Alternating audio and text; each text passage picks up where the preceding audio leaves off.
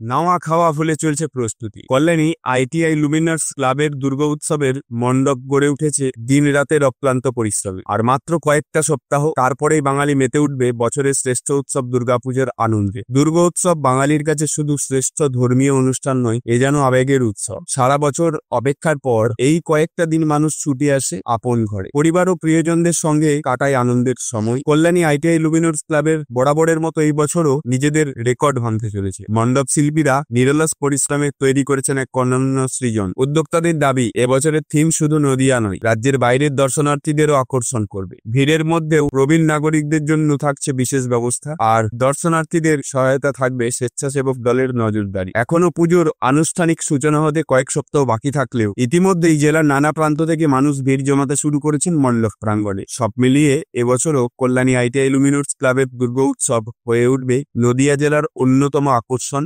এমনটাই আশা আয়োজকের।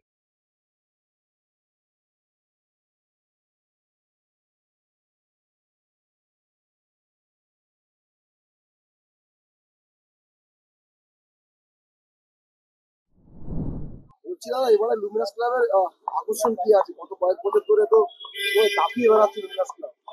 হ্যাঁ, সে সবটাই সোশ্যাল মিডিয়ার সৌজন্যে আমাদের এই জায়গাটায় আজকে আমরা এসে পৌঁছেছি।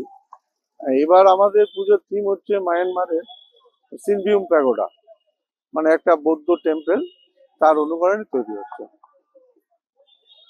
এই কদিন ধরে লাগাতার বৃষ্টি, সেক্ষেত্রে কতটা ব্যাপার? হ্যাম্পার্ড বলতে গেলে আমাদের কাজ আপনারা দেখতে পাচ্ছেন প্রায় শেষের দিকে, কারণ আমরা যাকে দিয়ে দীর্ঘ 20-21 বছর ধরে এই প্যান্ডেল করাচ্ছি, তার উপর আমাদের এতটাই আস্থা এবং ভরসা যে আমরা বলার আগে সে তার কাজটা সম্পূর্ণ করে দেয়। সুতরাং আমরা আমাদের প্যান্ডেল নিয়ে একটু চিন্তিত নই, যথাসময়ে ও প্যান্ডেল কমপ্লিট দিয়ে দেবে।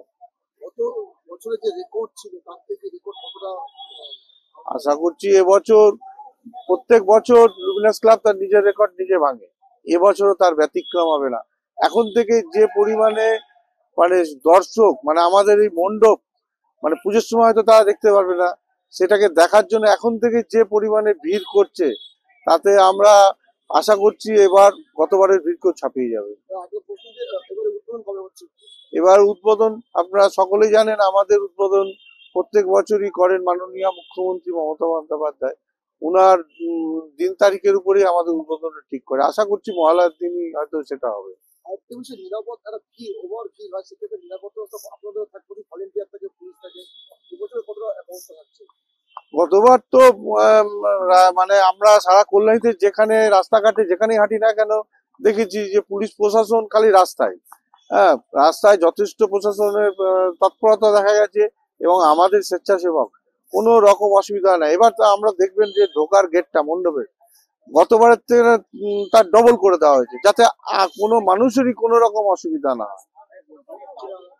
আমার নাম অমিত বিশ্বাস, আমি এই পুজো কমিটির সম্পাদক। আরেকটা বিষয় দাদা, যে প্রবীণ নাগরিক দর্শনার্থী তাদের জন্য কি ধরনের প্রবীণ যারা নাগরিক বা দর্শনার্থী আছে, আমাদের কল্যাণীর যারা নাগরিক বা বাইরের যারা প্রবীণ দর্শক আছেন, তাদের সকলকেই বলবো তারা লাইনে না দাঁড়িয়ে আমাদের প্যান্ডেলের বাঁ দিকে একটা গেট করা আছে, এইখান থেকে আপনারা এখানে আসলে পরে আমাদের স্বেচ্ছাসেবকরা আপনাদেরকে মণ্ডপের ভেতরে প্রবেশ করিয়ে দেবে, কোনো রকম তাদের লাইনে দাঁড়াতে হবে না।